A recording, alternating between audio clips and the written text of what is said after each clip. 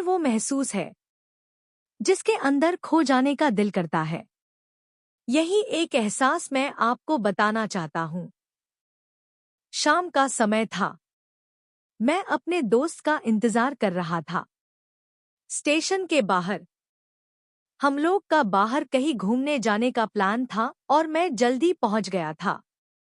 कुछ समझ नहीं आ रहा था कि मैं क्या करूं। मैं स्टेशन के पास जाके बैठ गया। तभी कुछ ऐसा हुआ कि मेरी जिंदगी एक अलग मोड़ लेने वाली थी।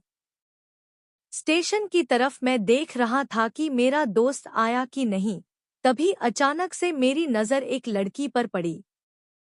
वो जो वक्त था, मैं पूरी तरह कुछ देर के लिए थम सा गया था। मैं सब भूल गया था कि मैं कहाँ हूँ, क्यों हूँ। बस मेरी आंखें उस लड़की की तरफ से हट ही नहीं रही थी और इस तरह से मैं उसे देखता ही जा रहा था।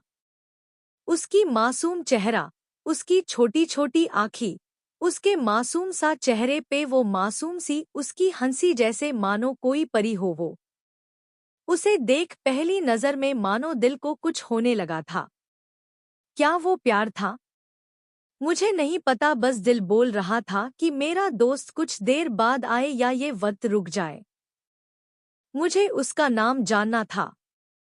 उसके बारे में बहुत कुछ पता करने को दिल कर रहा था, लेकिन कैसे करूं ये समझ ही नहीं आ रहा था।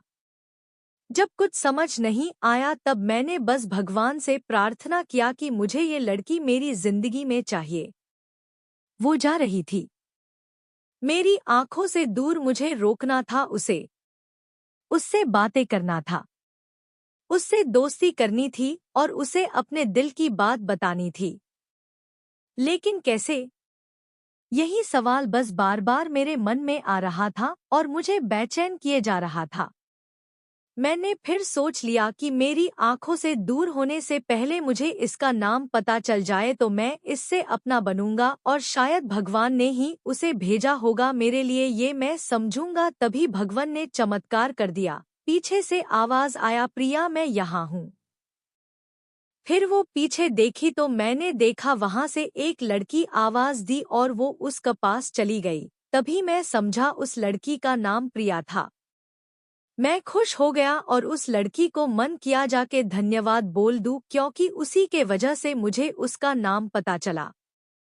बस तभी मैंने ठान ली, अब उसे अपना बनाना है, उसे अपनी जिंदगी में लाना है।